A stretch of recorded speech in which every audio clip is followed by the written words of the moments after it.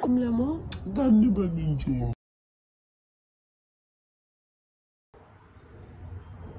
Hi guys, म चाहिँ अब ब्लग बनाउन स्टार्ट गर्दैछु। जब 1K सब्सक्राइब भएको दिनदेखि चाहिँ म के गर्छु भनेको थिएँ भने म ब्लग बनाउँछु। तर मलाई त्यो दुनियाँ यो गर्नुपर्छ त्यो गर्नुपर्छ यार, त्यहाँ मलाई केही पनि छैन।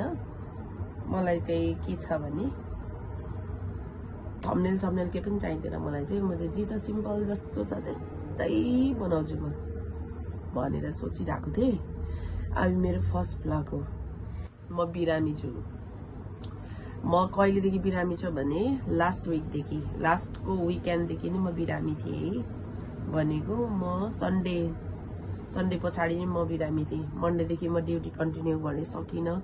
नसक्दा पनि विदेशमा ड्युटी गर्नै पर्छ, जसरी पनि गर्नै पर्छ। ड्युटी गर्दै थिएँ, सकिनँ आधी सन्डे त छुट्टी भइहाल्यो। मन्डे गएँ, ट्युसडे पनि हाफ गरेर आएँ, वेडनेसडे पनि हाफ गरेर आएँ, थर्सडे पनि हाफ गरेर आएँ। म टोटली यो हप्ता आफ्नै ड्युटी गरेर आएँ। फ्राइडे चाहिँ म गइनँ, छुट्टी पनि लिएको पनि होइन, इन्फर्म गरेँ। सिक लिभ भन्दै थियो, खाली बल्ली सिक लिभ। हेरौँ अब मन्डे के हुन्छ है रिजल्ट।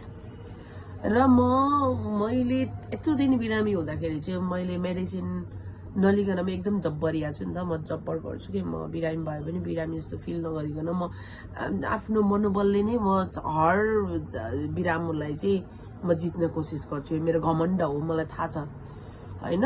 तर पनि म हेरौँ अझै कोसिस गर्छु। सकिनँ भने हस्पिटल जान्छु भनेर बसेको म। सायद म हस्पिटल पनि जान्न होला, अझै पनि जान्न। म मेडिकल गएँ, केही दबाईहरू लिएर आएँ। यो कोल्ड फ्लू एकदम स्ट्रङ हो। 2 ट्याब्लेट 3 टाइम्स खानु भनेको छ। यो 500 mg को 1000 mg 3 each day 3 टाइम्स भनेको 3000 mg भनेको तपाईँलाई धेरै कमजोर बनाउँछ यसले होला। मलाई थाहा छैन, म मेडिकल लाइनको मान्छे होइन। यो चाहिँ मेरो कफ सिरप हो। अनि यो कफ सिरपले चाहिँ कफ फुटेकै छैन। एकदम ट्राई गरेँ 2 दिन कन्टिन्यू, 2-3 दिनसम्म, 3 दिन भइसक्यो कन्टिन्यू गरेको। 3 दिनै भन्यो लगभग। यो चाहिँ झन्डै बम, यो चाहिँ घाँटीमा लगाउने। मेरो भोइस सुन्नुभयो भने तपाईँले थाहा पाउनुहुन्छ। सायद मलाई पनि फिल हुन्छ कि मलाई इन्फेक्सन भइसकेको छ जस्तो पनि लाग्छ। तर गोर्खालीको छोरी हो, गोर्खे मेरो नाम भनेर चाहिँ म आज चाहिँ के गरेको भन्नुहोस् न। अति भयो मेरो लास्ट यो चाहिँ ट्राई के हो भने लास्ट मेरो मेडिसिन। यत्रो कफ सिरप खाएँ। यो एकदमै एक्सपेन्सिभ त कुरै नगरौँ। अब हेल्थको सेक्टरमा एक्सपेन्सिभ चिप भन्ने कुरै हुँदैन। कुनै पनि कुराहरू स्वास्थ्य भनेको स्वास्थ्य हो होइन, पैसाको म्याटर हुँदैन त्यसमा कुनै पनि। तर यत्रो धेरै 3-4 दिन पेसन गरेँ मैले। यति डिसिप्लिनमा बसेँ। सिगरेट पिउँछु म, सिगरेट पिइनँ। जाँड रक्सी खाने मान्छे कहिलेकाहीँ रक्सी खाइन। अस्तिको विकेन्ड त्यसै गयो, यो विकेन्ड पनि त्यसै जाने आँट्यो। भनेपछि मनले थामेन। मेरो लास्ट मेडिसिन हेर्नुहुन्छ भने चाहिँ यो वर्ल्ड मङ्क पाउँछ ढ्यान्टाड्यान, अनि वर्ल्ड मङ्क लिएर आएँ। ल यो चाहिँ लास्ट मेरो है। यति चाहिँ अहिले हानिसकेको छु। ठिकै छ मेरो आँखा यस्तै हो। म बुढी भइसकेको मान्छे। यो मेरो ब्लग हो नि त। म त 1K पुगेपछि कन्टिन्यू ब्लग जे हुन्छ त्यही ल्याउने मान्छे। चाहे एकजनाले नहेर बाल होइन, तर ब्लग चाहिँ आउँछ। यो चाहिँ ओल्ड मङ्क किनेर लिएर आएँ। ग्लास छ, यो सकेको। यति चाहिँ अहिले नै भर्खर सकेको हो। यो यति भएको छ।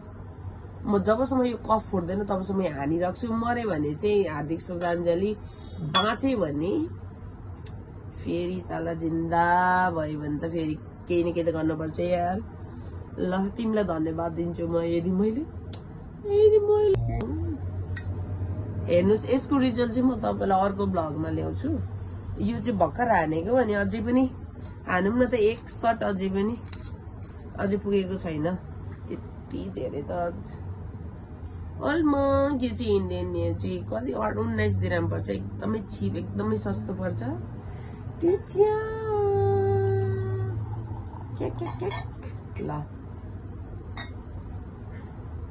ल हाने है त मैले तपाईहरु केही नभन्नु होला म त्यस्तो जडै त होइन सबै साथीहरुले भन्नुभयो अलमोगले न रम खा चिसो लागेको होला चिसो पनि लागेको होला यो चिसो किन लाग्यो होला भन्ने कुरा पनि पहिला बुढै खाडीको कुराहरुमा म पछिको ब्लगहरुमा ल्याउँछु म मेरो लाइफको स्ट्रगल हैन मलाई धेरै चिसोले छिट्टो च्याप्छ त्यो कारणहरु पनि सायद होला जस्तो लाग्छ मलाई मेरो मनको कुरा ल्याउने ठाउँ हो यो ब्लग भनेको सो गाइस चाउ यो मेरो पहिलो ब्लग हो सबजनाले हेर्दिनु होला अनि प्लिज डु सब्स्क्राइब एकजना मात्रै एउटा भिडियो हाल्दा एकजना मात्रै सब्स्क्राइब बढ्यो पनि मलाई I'm happy.